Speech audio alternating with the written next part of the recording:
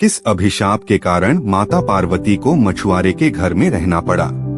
एक बार भगवान शिव मां पार्वती को ब्रह्मा ज्ञान की कथा सुना रहे थे। कथा सुनते सुनते मां पार्वती किन्हीं दूसरे विचारों में खो गई।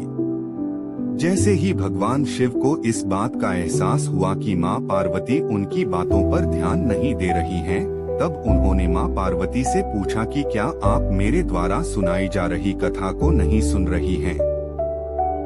लेकिन मां पार्वती कहीं और अलग विचारों में मगन थी, इसलिए उन्होंने भगवान शिव के सवाल का कोई जवाब नहीं दिया।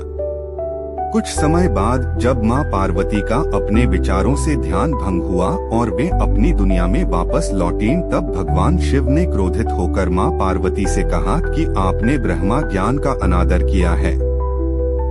जब किसी से शिक्षा या ज्ञान लिया जाता है तब ध्यान भंग नहीं होना चाहिए, और अगर ऐसा होता है तो ये दंडनीय है। इसके बाद भगवान शिव ने दंड स्वरूप मां पार्वती को श्राप दिया कि अब आपका जन्म किसी मछुआरे परिवार में होगा। मां पार्वती को अपनी गलती का बहुत पश्चाताप हुआ, पर तब तक काफी देर हो चुकी थी और भगवान शिव उनको श्राप दे चुके थे। अब दुख में डूबी हुई मां पार्वती मछुआरों के एक गांव में पहुंची। इस गांव के मुखिया की कोई संतान नहीं थी। एक दिन वो मछली पकड़ने के लिए तालाब पर जा रहा था, तब उसको रास्ते में एक पेड़ के नीचे एक कन्या बैठी हुई मिली, जो कि वास्तव में कन्या के रूप में मां पार्वती थी। वह कन्या एक पेड़ के नीचे अकेली बैठी थी, उसके साथ कोई भी नहीं था। तब मछुआरे ने इस घटना को प्रभु की कृपा समझा और उस नन्ही कन्या को अपने साथ अपने घर ले आया।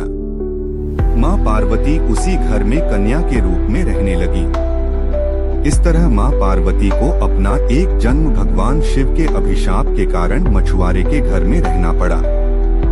हर हर महादेव।